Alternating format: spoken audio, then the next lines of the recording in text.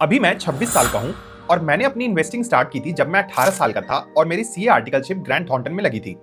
शुरू में मुझे एक सिंपल सी चीज लगती थी कि जितने ज्यादा म्यूचुअल फंड पोर्टफोलियो में होंगे म्यूचुअल फंड्स, उतना ज्यादा डाइवर्सिफिकेशन का बेनिफिट मिलेगा। इसलिए मैंने मल्टीपल फंड्स ऐड कर लिया। उस टाइम मुझे लगा कि मैं स्मार्ट इन्वेस्टिंग कर रहा हूँ, लेकिन कुछ टाइम के बाद एक इंटरेस्टिंग चीज नोटिस हुई। डिफरेंट फंड्स होने के बाद भी पोर्टफोलियो में सेम कंपनीज बार बार रिपीट हो रही थी।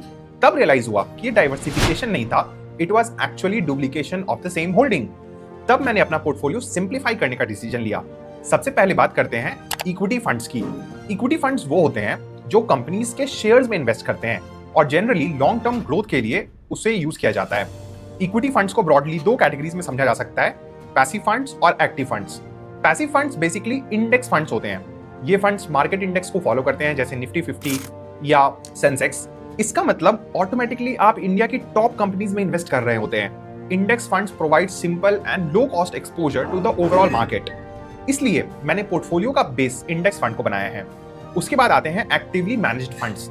यहाँ फंड मैनेजर रिसर्च करते हैं और पोर्टफोलियो को एक्टिवली मैनेज करते हैं। इस कैटेगरी में मैंने दो फंड्स चूज किया है। पहला है flexi cap fund. Flexi cap funds में generally large cap, mid cap और स्मॉल कैप की कंपनीज को मिक्स किया जाता है। इससे पोर्टफोलियो में बैलेंस और फ्लेक्सिबिलिटी दोनों मिलती है।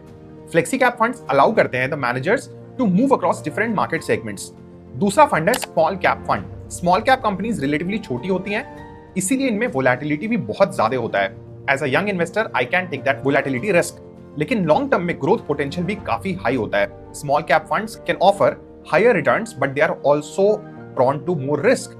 इसीलिए अब मेरा इक्विटी पोर्टफोलियो सिंपल है, एक इंडेक्स फंड और एक फ्लेक्सी कैप फंड और साथ में एक स्मॉल कैप फंड। लेकिन पोर्टफोलियो सिर्फ इक्विटी से कंप्लीट नहीं होता, थोड़ी स्टेबिलिटी भी जरूरत होती है। इसीलिए मैंने कुछ नॉन इक्विटी फंड्स भी ऐड किए हैं, जैसे लिक्विड फंड्स जो बेसिकली इमरजेंसी फंड की तरह काम कर सकते हैं, और गोल्ड फंड्स भी, ताकि पोर्टफोलियो में एडिशनल डाइवर्सिफिकेशन का बेनिफिट मिले।